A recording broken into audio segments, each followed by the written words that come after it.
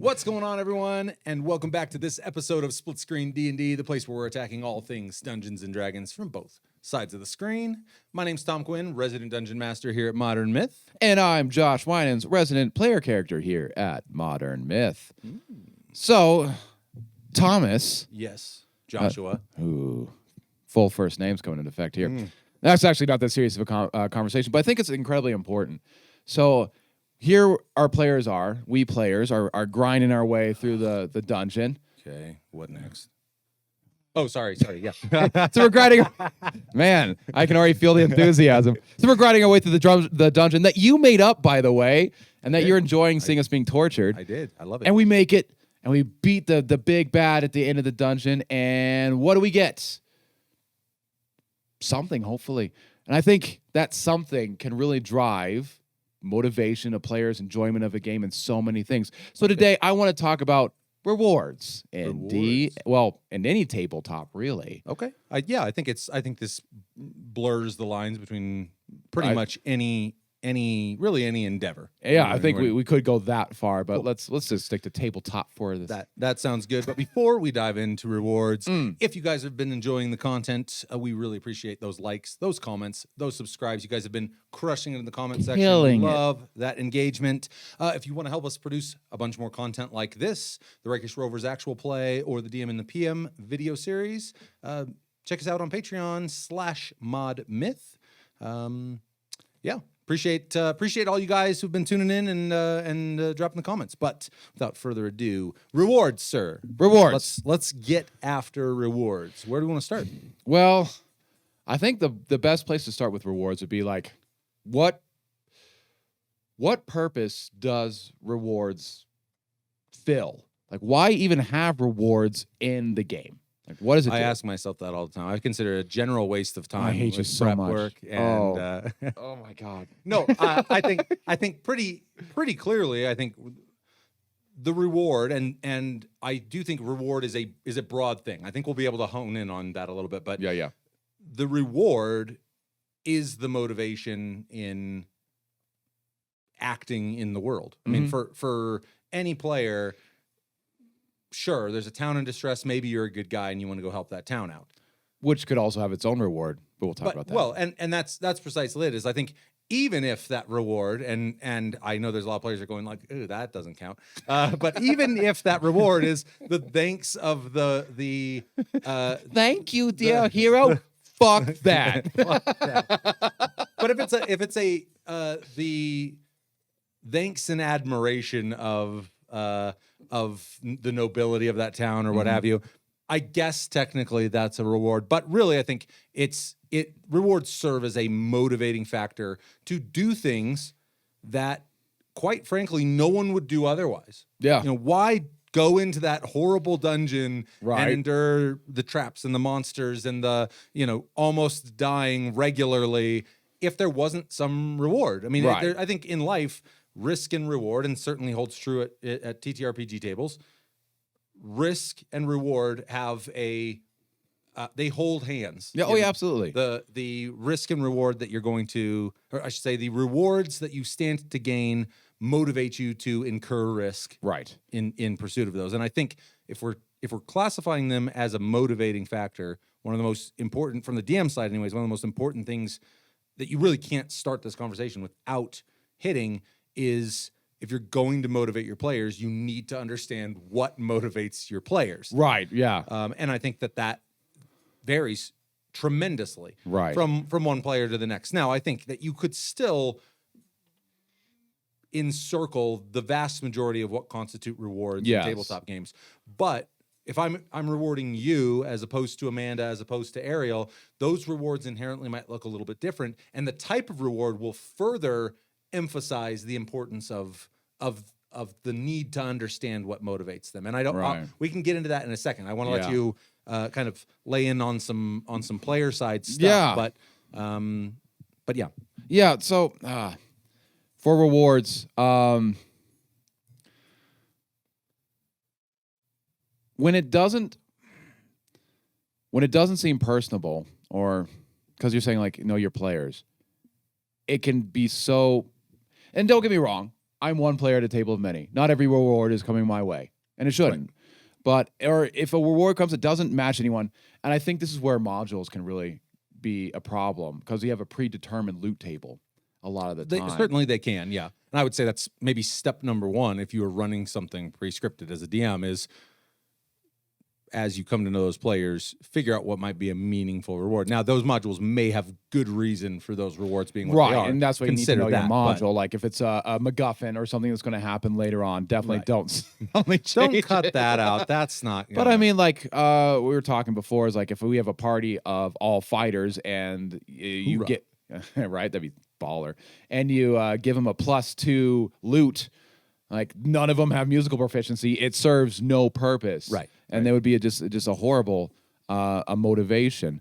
I think that type of reward mismatch. Again, I think there are very deliberate reasons to do that sometimes, but in general, if that deliberate reason doesn't manifest, and it's just like, hey, gave you guys this thing that doesn't mean anything to you, or I should say that means something to someone that isn't you. Yes. That can feel a little like I didn't give a fuck about what I was doing, Right. with regard to the reward system. Well, I kind of want to explore that a little, unless you have something else you want to bring No, up. we can dive in. Well, I guess before we get on I'm happy to go either way. But Yeah. before we go too deep in any one direction, I was thinking we could potentially outline kind of what those rewards by category look like. And then, Okay. like I said, we can explore any of them I see what on a you're deeper saying. scale. But when I'm thinking about rewards, and Yeah. part of the reason I said knowing your player and their Mm-hmm. motivations, and that's further emphasized by the type of reward. Generally, I would think about rewards as financial being an obvious one. Right. Financial is obviously one of the safest rewards you can give because gold is gold is gold. It's a Visa gift card. Absolutely. And you guys can, unlike the Visa gift card, you guys can just flat out divvy it amongst yourselves. You That's can decide however. It's But- easier. But it really is, I mean, it could be a deal where, and there's actually some cool opportunities from, I know many parties just split loot even. But there's some really cool opportunities for RP, especially if the party's not like super tight. Perhaps the rogue is taking more than their fair share. Perhaps you never know. There's some cool opportunities there. But financial, I would say, is one reward category, and I would say it falls into the column of expected rewards. Players who have played Dungeons and Dragons, many tabletops, right. there are certain rewards that people just associate with playing these types of games. So I would certainly say financial is one. Right. The player side, financial is great because you can buy whatever you want. And maybe there's that magic item you're saving up for. But generally speaking, I think magic items it's frivolous money. It's the little things. Maybe a potion of healing. Maybe, he has a wand of magic missile. Sweet, I'll pick that up. But that's not something you're like really excited for. So I think those are great. But it doesn't have the weight of some of the other. Absolutely. And I think part of the reason it doesn't have the weight is because there is nothing personal about that reward. Right. As a player, when you find something that speaks to you, a magic weapon that just does what you've been wanting to do for so long, or an item that really enhances a skill set, there's something personal about coming into possession of that. Yeah, and you earned it. Yeah, Like, and I think that actually ties really well into items as a reward. And Okay. I think those are also an expected reward. Now, Yes. campaigns vary greatly in how much magic, both arcane Right. and magical items, are in existence. And by items, you also include like armor and weapons and all that stuff. Certainly, too. certainly. Okay. But I think when players are thinking about rewards, rapidly their mind starts going to the magic versions of those things. Yes. Early on, maybe. Oh, just yeah. finding, just finding a silver longsword. That's holy Whoa. crap!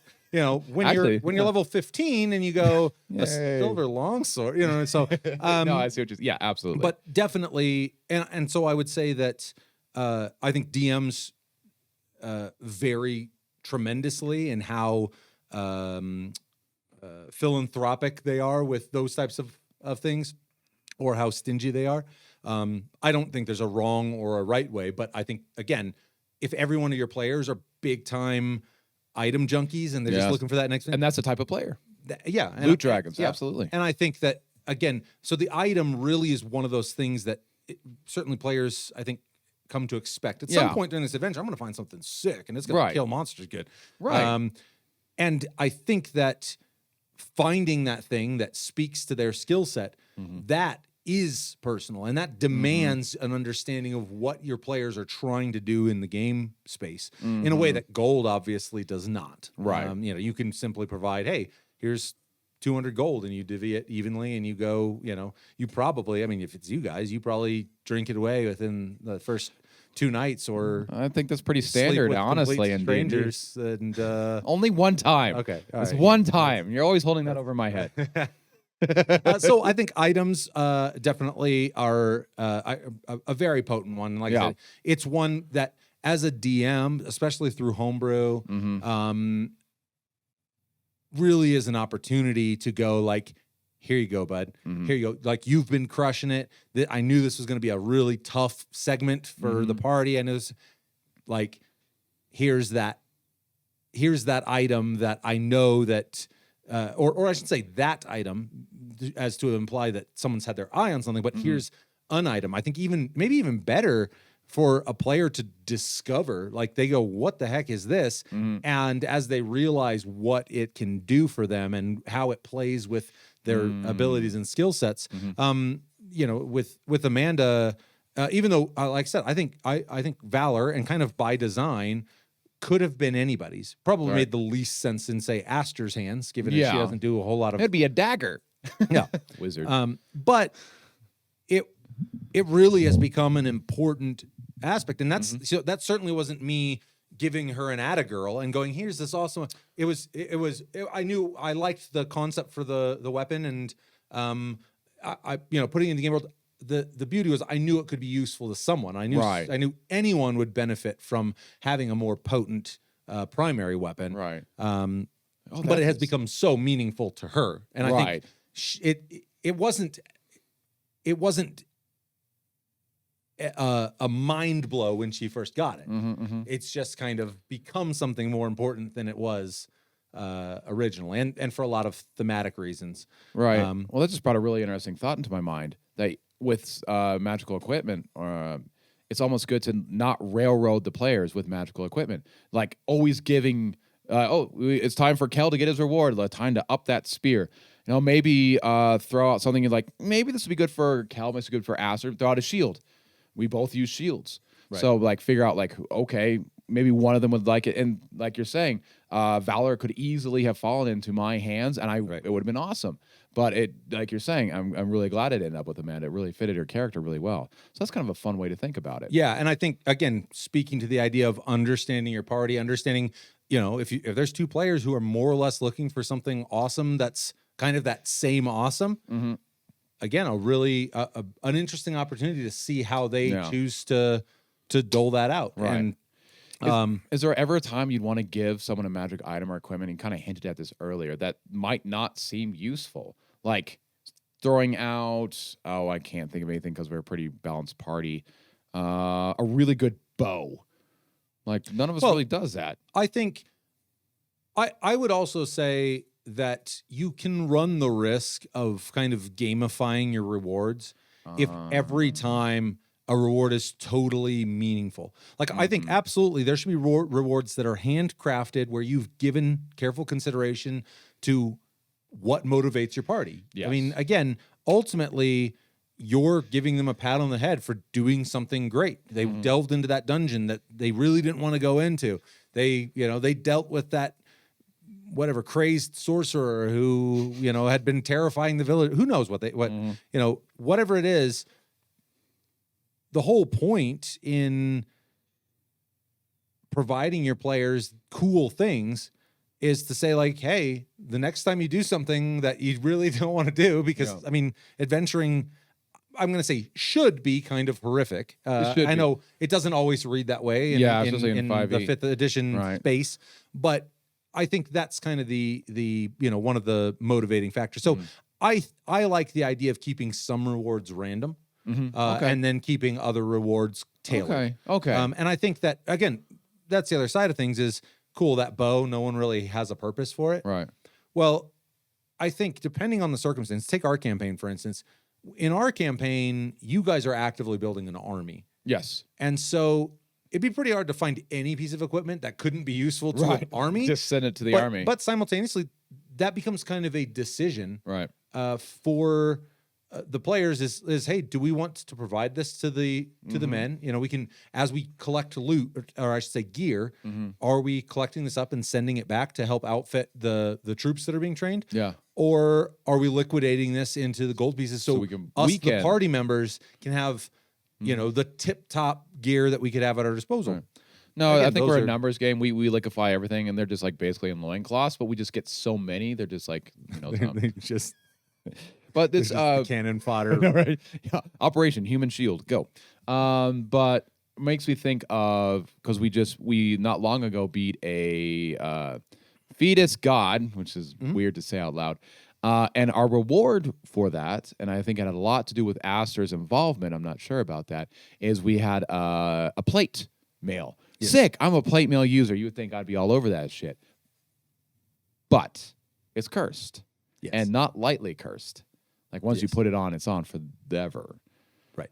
So that's like, okay, I obviously, I don't know how far you can talk about that, where your mind is going with that, but that's an interesting.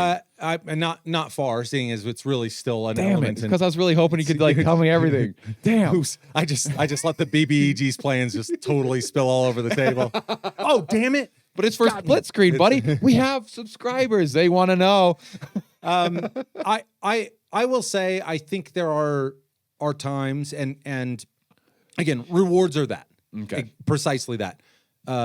You know, playing the bait and switch game of like, hey, here's something that I know you'll be interested in, Yep. but it's cursed. Right. Blah. That I don't recommend that being a regular Oh, thing, God, and I that'd be so certainly don't. frustrating. I almost wouldn't go so far as to recommend that being a thing, short of holding some narrative purpose, or short of providing them the opportunity to use that as an adventure hook to uncurse an item. There's that consideration too. So using magic items or rewards to help the narrative along. Well, I think certainly to the narrative along, but say for instance, I wanted to, and I'm not saying this is my motivation with that. No, point, I but- now understand. Cool. I figured it out. You've got to. I got it. Yep. No, but let's say for instance, I went, oh, you know what? They're pushing into this this dragon's lair. They're expecting to fight this dragon. When they get there, they find one of its young, albeit it's still a young dragon. So Yeah, it's, like a wormling kind of thing. and Yep. and but fully ready to put up a fight. So you Yeah, end up fighting yeah. this kind of mini boss. What you find is, let's say, some sort of dragon plate. It's, you know, really, Sick. really awesome. Yeah. But it's cursed. Okay. Now, if I provide some intimation at how that curse might be removed, maybe Yep. this is legendary armor that's been, Right. you know, lore in the world has been talking about. Maybe that's the whole reason you're here, even. Yeah. Then, okay, cool. There's a reason for that existing, but I really think, again, it's a feel bad on the player side to go like, ooh, something shiny. Oh, actually, that sucks. Yeah. And so I would say, I mean, have some rationale in doing it, I think. Right. And that wasn't the only. We also saved it. We get a kick out of saving people. We enjoy that. That's a reward for us, and we saved the whole town. So that Right, was like right. that was reward. Well, and that actually ties into another type of reward, and I think that this is one that, again, it gets memed a little bit. It gets kind of sneered at, is because it's generally presented in the tritest fashion that possible, which I think is the narrative reward. Now, I think that's generally presented as like, you know, the king goes like, and thank you for a job well done. And you're literally have your hands out like, where's my fucking gold at? Where's my, you know, you said you were going to open the royal coffers. Right. Narrative, I think, is probably one of the more difficult rewards to dole out. Right. Because it's also, I think, hands down the most personable. It's a very personal thing to reward someone narratively, and not always, because for instance, in your guys' situation, I think it's been displayed a number of times. You guys have in your interactions, and I specifically think about the Elven Enclave and some of your dealings there, that Yep. great lengths, General Relius, who was the leader of the Elven army, Right. basically hated you guys Just a little bit. from the get-go. He did not like you guys and was a very unpleasant figure to interact with. Right. You guys went to great lengths to ensure that you didn't further sour and maybe even build a bridge in that relationship. Yep. And I think that's because you full well understand now that one of the major narrative rewards in the world is alliance. Yes. And you guys are building an army. You Yep. understand the threat that is on the rise. Right. And so, for instance, saving a town, I mean, like I said, I don't like the idea of going like, well, saving a town is a reward in itself. But in the context of these are potential allies for this coming war, I think that there is, or at least should be, that consideration. That is not to say like I don't have to do any of my magic item write-ups and any of that. So, that all still needs to apply. But with Vensa, I definitely think, Vensa brings a very unique set of skills, both in the arcane and the technological, to a potential conflict. And I was fully prepared to Fort Hill Vensa. I mean, you were. So, and I think, and that's kind of the beauty. I mean, the beauty on the DM side, because I know what the alternatives are in a lot of these scenarios. And, so I think the narrative reward, and that can be a very personal reward. That can be, you find your long lost father. Exactly. And again, the thing is when we're talking about rewards, the party or a character made very specific decisions to get back to that place. And I think if you're talking about the potential of a reward like that, the other side of that coin has to be the consequence of not finding your long lost father, or he's deceased, or, I mean, laundry list of other things. But that's what adds weight to that reward, especially narratively speaking, where, there's a very tangible reward in an item or in gold or in a narrative reward is just kind of an opportunity to nod to a player and go, I know you've been waiting for this moment for a really long time. And over these last X sessions, you guys have been busting out and you earned this reunion. You've earned this. And again, saving that town and getting, say an NPC that you came to be really close. The people that come to mind that in my mind are Devin and Jules, the two kids, as a good representation of like, if it was just rando red shirts that you say, going, oh, thank you. Right. But, like you've kind of come to know these two children pretty closely. And so having the opportunity for them to still be amongst the survivors as people you can go, they still get a crack at this. They're not buried in rubble. So I think narrative is definitely a worthy consideration. I'd be really interested to hear your thoughts. Because I think, again, in terms of knowing your players, I think all players probably have a hierarchy of these categories. But since we're on the topic of narrative, talk with me a little bit about that from your perspective. I mean, maybe try to give me a general player perspective. But I'm guessing that if you can choose between ball and new armor or a narrative reward. Finding my long lost father. Well, he's dead. But that idea. I take the armor every time. And that's I think very illustrative of understanding that some players will get a lot out of narrative rewards, and other players maybe won't get any. Maybe it isn't a reward for another player. So and that's something that's important to remember as a PC as you watch, because once again we harp on this a lot. I am one PC amongst many PCs, and if I expect every single session for me to get my reward, that's incredibly selfish, and no one else can get their rewards. So I want my narrative. Well, excuse me. Whoa, I want my armor. I don't want my narrative. But nope, you said it. Shit, there goes all the cool stuff I wanted. I'm throwing out that dope gear that I had worked up for you. Yeah, you haven't given me shit in a while.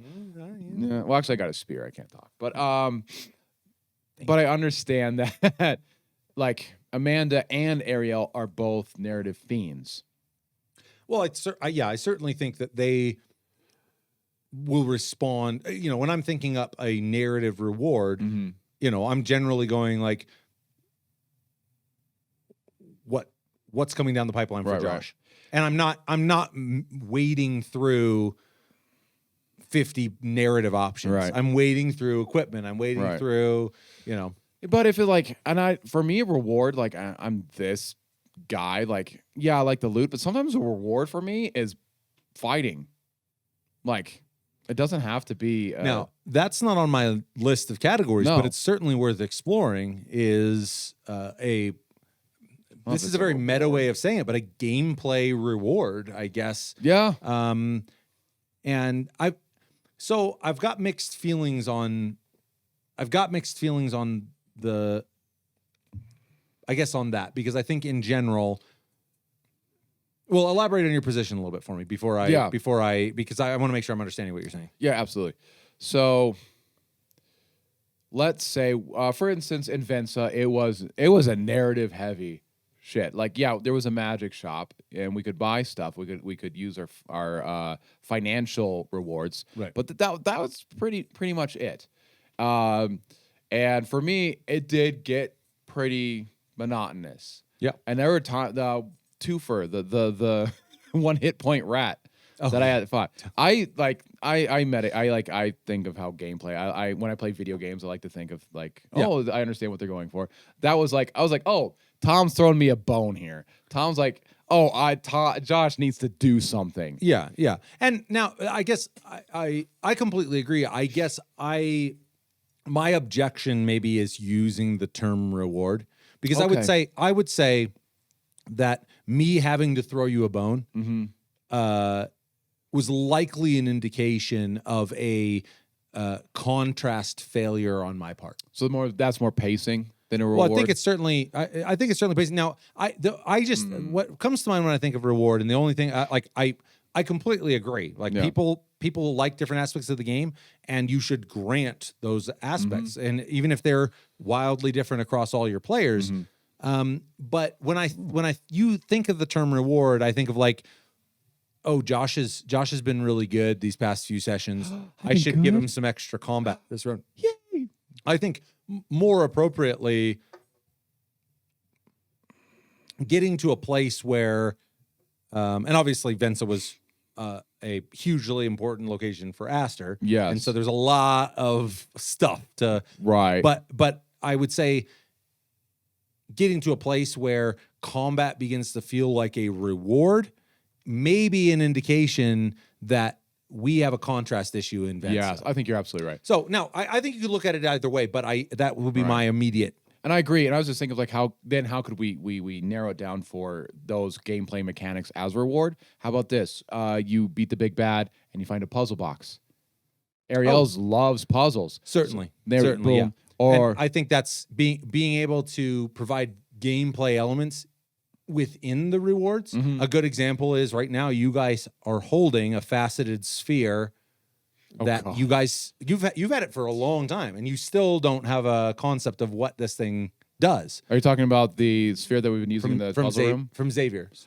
I've been wanting to bring that. I bring it up almost every session now. Yeah, I want to do it, but everyone's talking me out of it because they're pretty sure I'm going to go insane. Yeah, because you're like maybe the worst person on the planet. Probably, but I don't think Cal would even know that. No, like, he doesn't have fear anymore too. Think he's up to the. You see, I'm building a case. If you're not staring into that thing next session, what the hell is your character doing? But how about the combat as a reward? I was also thinking of like a tournament. You kind of a tournament can be a reward. Oh, absolutely. Well, and I think that the beauty is we talked about on the location side of things is providing those elements as let's say focal points in spaces. Cool. Maybe I instantiate that. Oh, over here, there's this bar that's got like fighting pits. You can earn some serious cash. Hell yeah. Pits. Cool. It's there. Mm-hmm.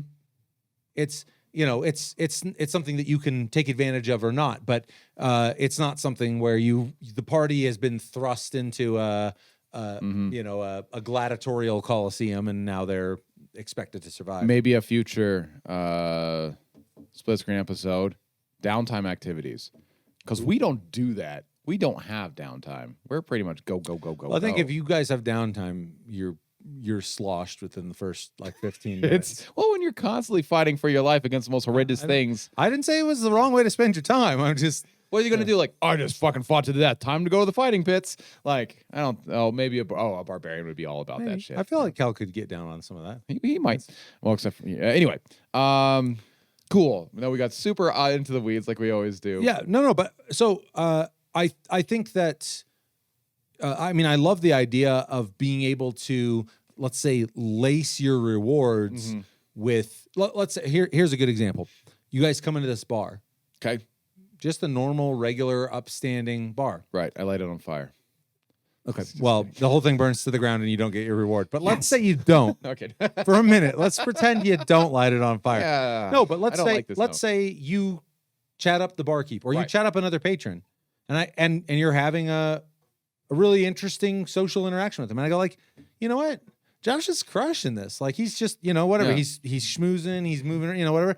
And I go like, you know what he's going to think is a cool reward? One of these patrons let slip that in the basement, they hold bare knuckle boxing fights. Yeah, Fight Club style. And so then, like, your reward for exploring the environment, right? Rather than just going, hey, this bar does this. Right. So I think that's a way of like lacing. Cool. It's a social environment. Right. But I can lace a combat element into it.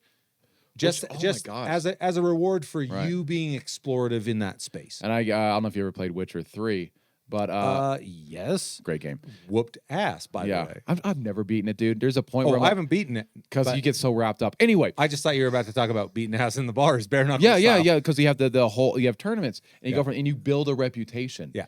And that's that becomes a reward on its own. Like, hey, it could almost happen by accident. You're like, oh, you're Kel from Tristram. I heard you're pretty good with the bare knuckle fighting. Let's see what you got. And then you constantly build your reputation. Right. Till you're in like the octagon. And I think you just outlined what I would consider to be the final reward category, which is progression. Okay. Now, progression is probably the most standard reward system in the game. You're talking like leveling and stuff? Well, I think leveling is the standard. That's the prescribed progression system. Right. But I think as DMs, we have all sorts of opportunities to provide additional ways characters can progress. Reputation is a great. Titles and shit. Yeah. Oh, well, certainly titles. But opportunities where whether it be, for instance, abilities and training. Ooh, well, for instance, now, you guys are competent crew aboard the Tempest at this point. Yes. You've spent enough time on the Tempest and you are trained. Yeah. I would consider that a outside of character level progression system where if someone had a mind to learn more about those things, certainly they have the option to. I would say progression to some extent also fits in with things like if you're doing anything homebrew related with familiars, with steeds, with which we companions, anything sentient items. Which we haven't. God, that's a weird category of reward, isn't it? Yeah. Oh, that definitely, and I think a ton of fun. I think that all of these, as a DM, you can have plans for how those progress.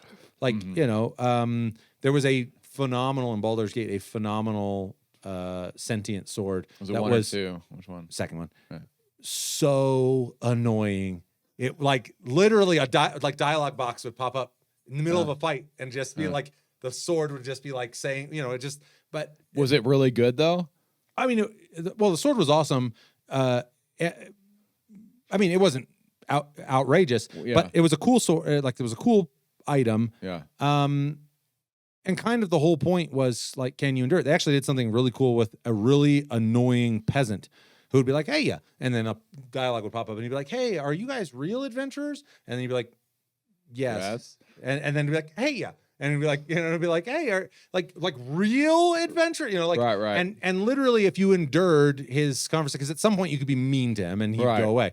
But if you just kept enduring his, there was like an achievement unlock and you gained some experience and your reputation increased. And so That's cool. So man. it's just, but I miss those old games like Fallout, the 1 and 2 games. They had shit like that. Yeah, a Those lot are of great. that was a really solid era for I miss those for days. RPGs. But I think progression. I think of progression as any form of reward that is cumulative. Okay. In general, that's why I would say, okay, let's say a sentient item. It doesn't even have to be sentient. It could be a leveling item, an item that the more you use it, the more powerful it gets. Right. And you, like, let's bloodthirsty. we could go dark with that and go. Anytime you land the killing blow, keep track of that. And when you hit 10, it evolves in some way. And when you hit another 10, it evolves in some way. That'd be cool. So there, really cool stuff with that type of progression. But I think, again, that could go for, you could do custom stuff for familiars. Right. With Jenny, your Panther companion. Jenny. So I think that certainly encompasses the standard, your character is leveling progression. And that ties a little bit into, and I just want to touch on this briefly, because I think I know your stance on this, but I was talking online in the social media sphere with a number of people about parallel XP economies. And some systems have done this, but effectively where you have, like, we're running milestones, so XP, but let's say, cool, you just earned 5,000 XP. Cool. That there are other ways beyond leveling your character you can spend that XP. Ooh. And it's entirely optional. There's no requirement to do it. I think there's a lot of cool stuff that you can explore and do. What would you, besides leveling, just some examples? What else? Like leveling your familiar? What like? Well, that in terms of older editions, and this is the conversation that I was actually having, was pushing XP to improve your familiar, improve your steed if you're a paladin. I could certainly think of like some homebrew ways in which, again, I would say for certain classes of items, and I, I'm literally thinking about this as we're talking. I could see a really interesting vendor out there who, like a dark vendor, who steals wants some of your experience, your life experience is what you use to purchase things with, and maybe they're particularly potent items, but you're choosing to sacrifice some of your own. Yeah, I'd never do that, but that's really interesting. Yeah, so I think I think it's at least should be on people's radar. Yeah, it's certainly not. I don't think it's an element that's broadly talked about in the 5th edition sphere. No, but it's something. I think it really lends a cool twist to, and part of that is like. You need to be using XP kind of as a currency, so so we can't do milestones. XP leveling, right? I guess you maybe could fandangle it some other way, but I was just curious. I like I said, I got the impression that probably wouldn't be something you would lean on, but the cool part is it would be entirely optional, so there would be nothing about it. Like I can't see why you would ever not want it unless all your players are just like, this is a waste of time. Why would I ever want that? I think the problem you could run into with that is, let's say you're like, hey, you come across this vendor. You spend your XP, you get a cool sword. Well, then this guy buys this sword, and maybe it's pretty cool, but it's out in 3 levels. It doesn't matter. Well, I think... And then, and then what's going to happen is everyone else at the table is leveling, and then they're left behind, and that could make them feel not super great. I think really the types of things that people are exchanging a part of themselves for... you as a DM, it would be incumbent on you to make sure that these are justifiable. Now, we still get back to the risk and reward, no pun intended, of that scenario of going, that's the thing is, if you're required to do it, cool, bad luck. Like bad luck to go, hey, you have to spend, but players have agency at the table, and if they want to take the risk of buying that, and I would say admittedly, probably at first glance, an overpowered weapon. Yeah. But you have to consider, like, is it in the worth long run being behind on the leveling? So. I think that also depends on your players. I'm a guy who likes to plan his character from level 1. I know where he's going and every like that. That would never appeal to me. But there might be players that have gambling problems and are degenerates. that might be fun. Those fiends. I think, like I said, the main reason I wanted to bring it up is because I was having a really interesting conversation online about it, and it really got me thinking. It's not something that I've employed at our tables, but I love the idea about having other ways that players can choose to become more powerful, Right. rather than just the prescribed path that is laid out in the player's handbook. That's and the actually really subsequent huge. supplements. I want to hit on what you just said because you used a word that is very powerful, I think, in rewards. But there's something else I want to touch on real quickly first because I watched the fantastic. Hey, do you know Tom over here has another little channel, another show called DM and the PM, and he did a wonderful interview with a dungeon coach. Almost yep. messed it up. Where he says one of the greatest things about homebrews is if you have characters who are kind of like, let's say you're dealing with really experienced players and really novice characters. Maybe the novice characters are falling behind in power, and you can homebrew some powers in there. That's a great reward. Like, oh man, not me because I'm fucking awesome. So let's say Ariel is falling behind on power. Maybe You realize your wife might see she this. probably You're- will. And oh, dude, you're in the I'll get doghouse. hit in the You're shoulder in the hard, dog- you're and in I the deserve doghouse. it. I'm fine with it. But she's like, you throw ask her something gets a bonus power to help boost her up. I think absolutely. If you know, we've played together forever. Let's say we invited a new player that was going to be a regular part of a longer campaign, and it was apparent that they're still learning the ropes with regard to, you know, if I was seeing kind of a power slump with their character, there may be some cool opportunities for to reward, you know, create some rewards that allow allow that playing field to level. Again, I think that can be a slippery slope for sure, because like I said, I don't like putting the bumpers on too much, because everyone has to go through those growing pains of realizing like, man, I should have done this instead. Right. But absolutely, you know, if it's getting to the point where a player is going to have difficulty enjoying their time at the table, then that's what absolutely. Do you know the word I was going to point out? Choose. Yep. Choose. This one, and this might be the point for my entire half of the conversation. Really, I mean, leveraged off of the fact that you have to know your players. Like if people walk away from this conversation with anything, it's if you want to reward your players adequately, you have to know what they want in the world. You know, what do they want as players, and what do they want as characters? Oftentimes those overlap, but not always. Right. But I really think in the game world, there are opportunities for a couple of things. There's opportunities to foreshadow rewards. Okay. That I think is hugely important for the choosing of those rewards. Building anticipation kind of a thing. Well, certainly, like if you're sent on a quest for a magic item, right, then you know at some point that's going to be in your hands, or you hope at some point it's going to be in your hands. And when you have it in your hands and you go like, oh, we're supposed to bring this back to the king, but this is sick. So like, fuck you, king. Yeah, it's mine now. Maybe not. And like, I think there's actually some really interesting things you can do with that. 100%. Rewards that don't belong to the party. You know, cool opportunities to make those very valuable to the party, and then go. Here's a perfect example of what I was going to get into. I didn't mean to get here, but we're here now. You are holding. Well, I guess let's go big. You are holding a lamp that you heavily suspect, given some of the scripture you found and what have you, that if you choose, you can invoke the wish spell, maybe multiple wish spells out of this lamp. Okay, it's got a djinn or something in it, yeah. But your mission is to collect this lamp and return it to the king who you are on very good terms. This is not just you were given a quest. Right. You are heroes of this town. Right. And he'll use the wishes to save the town.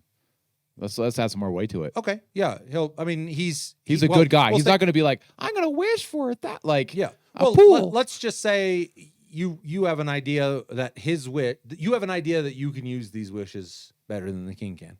Ooh. So whatever the case is, right there is an opportunity, I would say, to choose. That's something you would do. You would do that shit in a heartbeat. That's going to happen later, I isn't literally it? just thought of it. So yeah, I guess probably I would. But the opportunity, that's the shit you do all the time. The thing is that you are standing there with an opportunity of, you have the opportunity to choose. Yeah. All the cards are on the table. Right. You know what this item is now. I mean, you came to, probably if I was running it, you wouldn't quite understand what it is you're getting until it's in your hands. Right. But so you have this item, you understand what it does, and now it's a situation where you're going. You have a choice. Are you choosing the item, or are you choosing your loyalty to this kingdom? This kingdom who is very likely supplying soldiers to the Eastern Guard. This kingdom who is that shows a totally different way to use rewards. Well, absolutely. Well, I think it's a really it's kind of an extreme version of the choice. I'd be careful with doing this too often because no, absolutely. Yeah. But and I want to give a more mundane example of this. But, sweet, because that's extreme. But I think that it is a good example of when players know what their choices are. Then the agency is in their hands to pursue the reward they think is more valuable. And a different example that I'll give is, as you guys are traveling, you are approached by let's say you are en route to your next objective. You've been sent by this king to go collect this item. You don't know much about it at this point. Right. We're supposed to collect this item, but en route, you encounter some people who are fleeing from a nearby village, and they tell you that this village has been besieged by gnolls because gnolls are awesome, Fucking awesome. So not as good as flumps, but they're awesome. yeah, but you hear about this, and let's just say that this town, you recognize this name. It's a town. It's kind of odd to have the gnolls this high into the Alps because this town is kind of tucked away. The reason you know about this town is because you've heard whispers of a master blacksmith, and he has a forge that is, let's say he's like the 7th generation to be working on this. I fucking love mystical blacksmiths. So here's the thing. Yeah. The town likely will be gone without your aid. It's going to be wiped off the map. Okay. I don't see. Okay. But in order to pursue saving that town, right, have to fight things. You're not going to get this thing for the king, which is a time sensitive. And this is the importance of, I think, choosing is the players need to understand that only one option blacksmiths though is available. And like I said, in some cases, it's like, hey, here's a bunch of side quests. Do them at your leisure. But I'm talking about there are 2 rewards. And what I love is these rewards can be of completely different category. You can go, there's escort this trade caravan. And when you get there, we'll give you 10,000 gold pieces. Sweet. That sounds awesome. But as you're escorting it, boom, this comes along. So now you abandon the trade caravan. Or you fulfill it. So it's a gold reward or access to this smithy. Right.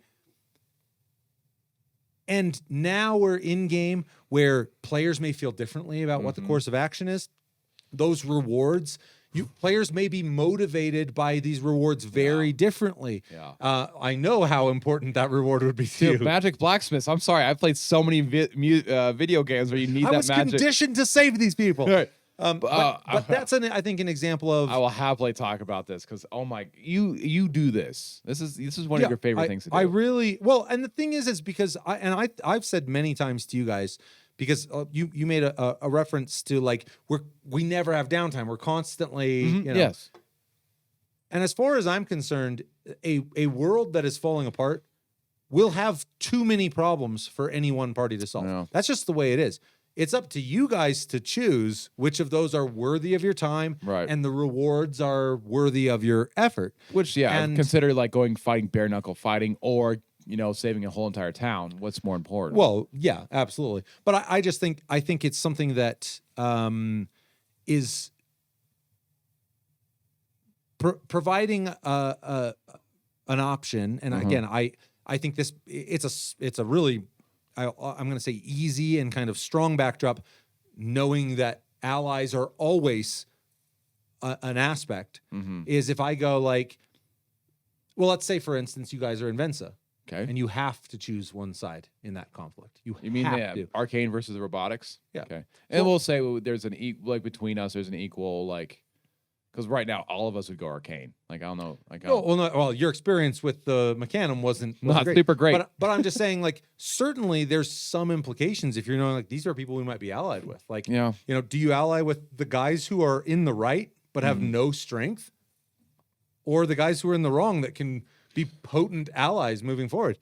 There's at least a conversation to be had there, and there's another opportunity for your choice of reward. Right. Oh gosh, man, there's a lot to unpack with this, and I'll try to keep it short. There really is. I knew there was kind of going to be, but I really think it's something that if people, I say people, if DMs aren't thinking about laying rewards out, and I think, like, I want to reiterate, the crux of this system working is the players understanding what the potential rewards are, and understanding what the 2 courses of action to get them, and knowing that from whether it's a time perspective, or for instance, take it's a civil war and you're choosing a side. Right. Clearly only one side can come out victorious. Right. And it might not be the side you side with. Right. Yeah.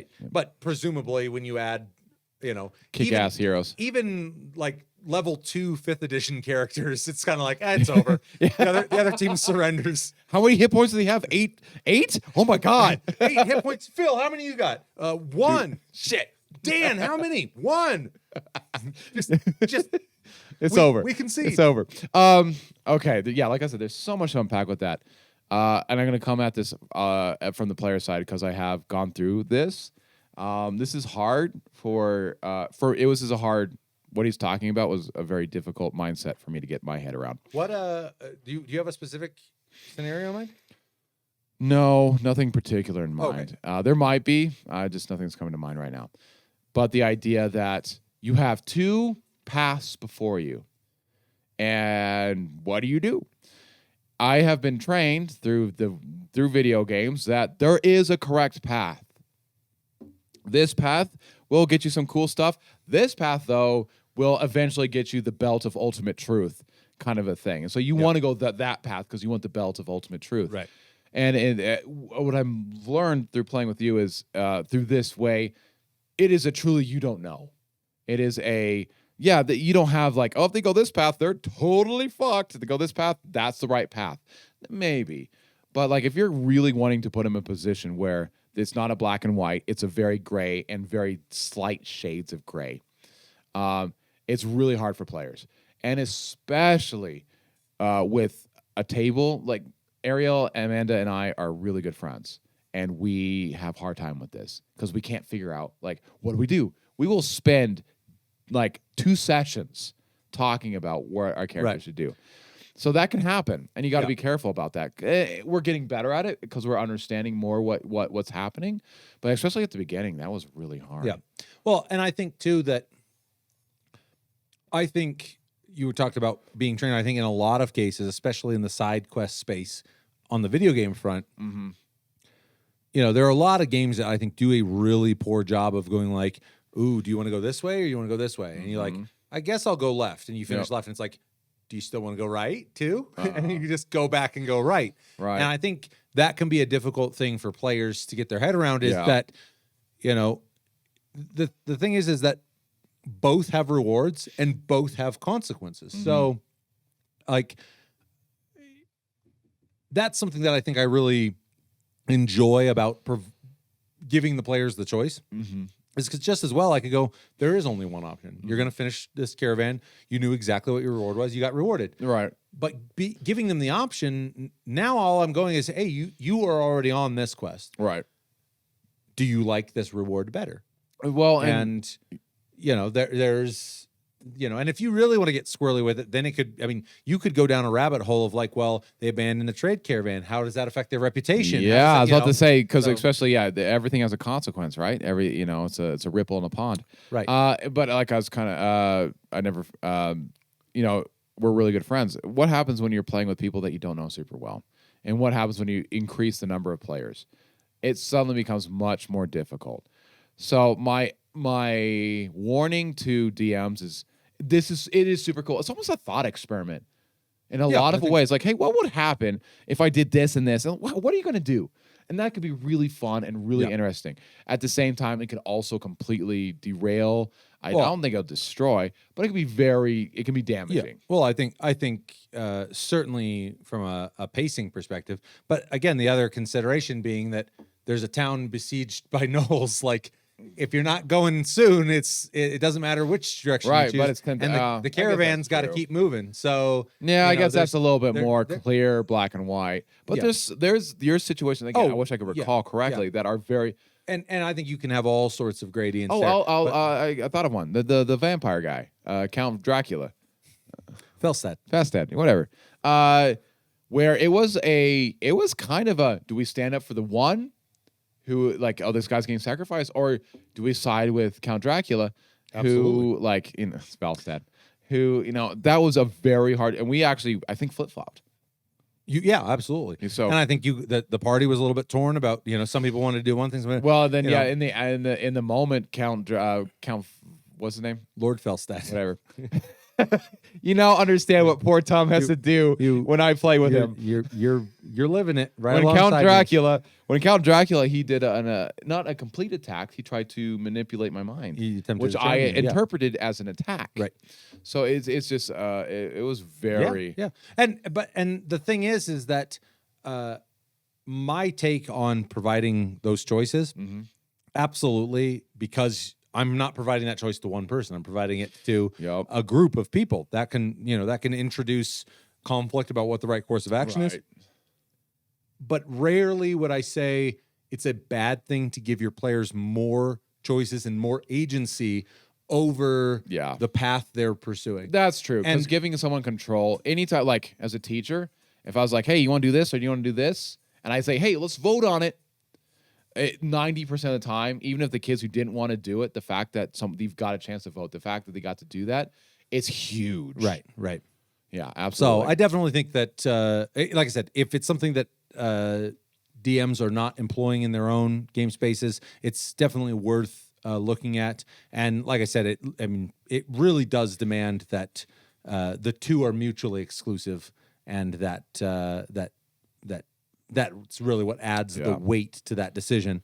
Honestly, I know that was kind of my round out, the crux of what I wanted to say. The lead in, just to sum up my side, is you will not. I mean, again, I have the actual phrase now. Yes, please. A broken clock is still right twice a day. Yes.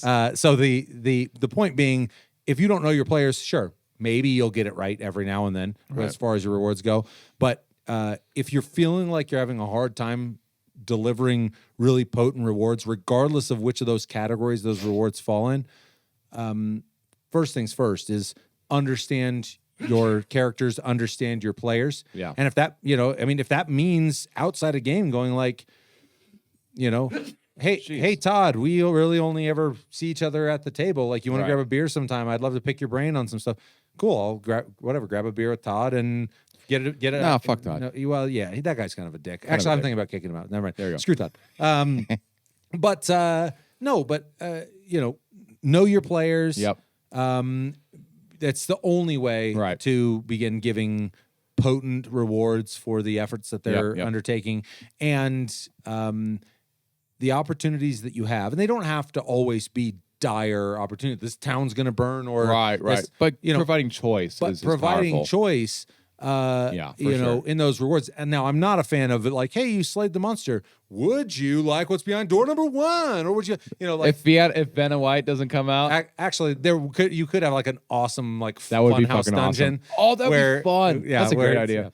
But providing them choice that has some narrative sense to it, again, whether that's however that's presented, but that pretty much, I think, wraps up the DM side.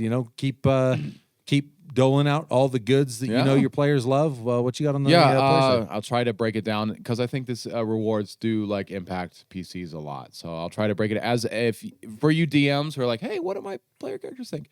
I feel making rewards meaningful is really important. Now, it might not be. Don't cater to exactly every whim that your players have, but make them interesting. If they keep bugging you for like a belt of giant strength, I can't wait for that thing. Hey, you gave me a belt of Minotaur strength, so I'm Which playing. is pretty damn close. It's pretty damn close. Like I'm almost like I don't know if I even need the belt of strength anymore. Well, you know what? Actually, fuck that quest. But the anyway. one I've been working on for the last 6 months. No Yeah. biggie deal. You know what's that whole metallurgy thing? Fuck that. Anyway, but yeah, make it meaningful. There's like we're talking about the tiers. Financial's awesome. Equipment's awesome. Narrative, like all those things. But if you're not rewarding us, why are we doing what we're doing? Like, why am I sitting at the table with you? Like, I want to feel powerful. I need that progression, so I need my rewards, no matter what it is. Damn. For You just laid it out there for all your DMs. Out Sorry, there. guys. Like, give it up. For other player characters, my advice would be, one, you're not aware of everything that's happening in the world. So if your DM gives you a reward, like, what the frick is that? Maybe give it some time. Maybe confront him. Like, hey, like, we're not fucking bards. Why are you giving us musical instruments? But maybe see what happens. Maybe there's a djinn in the musical instrument. Who knows? Could be. Maybe. If only any of you knew how to play. Fuck you. I bet one of those fighters could rip out a few power chords. Dude, power chords are easy, by the way. Yeah. But also remember, you are not the only person at the character. The rewards that you get may not transfer to everyone else. I am a loot dragon. I like my loot. I like my combat.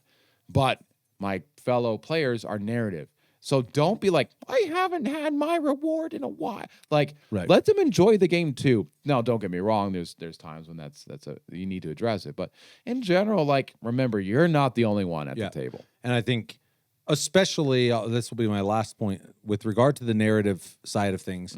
There are a lot of players, I think, who have a hard time getting their heads around that being a reward. And so there are times where, like, that reward is landing in the hands of one of their fellow players. You know, could consider the fact that, pretend that it's not a narrative moment. It's that weapon, that armor, that amulet, that, you know, whatever that you've been waiting for that whole time, and like how much you would want to savor and enjoy that moment. That, you know, that it may be precisely that with a narrative moment for another player. So I think the narrative ones can be hard to identify sometimes. But with that, you got anything else? I think I think we need to pay some respect because we're professional now, bitches. Little did you know. That is a fact. And so the I guess really before we sign this one off, we wanted to give a huge shout out to Mr. Scott Burns out there. He's a gentleman and a scholar. He is both those things. He's also a dungeon master. I'm sorry, I'm just lost all respect for him. Oh, well. Sorry, kidding, man. Just kidding. Sorry, Scott. I guess it's just you and I to the end, buddy. We just wanted to give a very, very special shout out and a very the maximum thank you we can possibly. This is a Nat 20 thank you going his way for being our very first patron. Yes, our patron has been live for really just a very short time now. Yeah, he jumped on it. Yeah, and he has been crushing it in the comments. He's a great guy, dude. Just consistently bringing interesting perspectives to the comment space. We hugely appreciate the support and the comments and just everything. I love chatting with you down in the comment space. So, Scott, thank you so much. Cheers to you, brother. Cheers to you, my man. We'll pretend that you're holding up what I guess what's I don't want this to be insulting. A Molson's? I don't know. Over in Australia, like what's you want to insult him? Foster's. Foster's is beer, right? Oh, not a Molson. Foster's is what I meant. I botched it. I'm sorry, Scott. Forgive me. I meant Foster's. That's what I actually meant. Yeah, I think that might be an insult too. I'm sure he's like, what? No one drinks that here. Put in the comments, Scott. Yeah, what's your beer Scott, choice? What do you drink, man? Like he's like, I don't drink beer. I didn't, you know. So, bless your heart. Yeah. Put down in the comments so we know what you were cheersing to. But no, huge thank you to you. Thank you, Scott. With that, how are we signing this one off, my man? Do you want to give you a scenario? I can give you a scenario. Sure. All right. You are you're a level 1 POS. Damn. Yeah, right?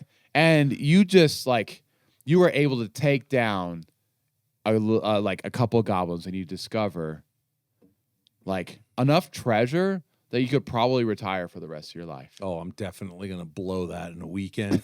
Right. Be back on the adventure train. So Okay. you're in this place.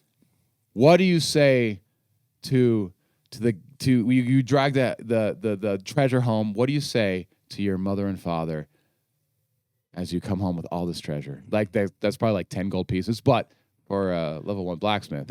I have a feeling that in their lifetime they've seen one gold piece. Exactly. Scraped everything they had together. Well, obviously I kick in the door and I go, Dad, you told me I'd never amount to shit, but I don't care anymore because I killed me some goblins. And guess what I just got here? And I'd pull out my big old, it's probably not that big, but I'd pull out, slam it down on the table. And that's when the sentimentality is going to hit me. And I would flash back to all those moments of Daddy bouncing me on my knee and Mom like, I love you, son. yeah, my eyes would well up in that moment where I was really about to lay into it. Yeah. I go, Mom, Dad, I'm going to go kill me some more goblins and get me some more of this. But for now, the world is yours.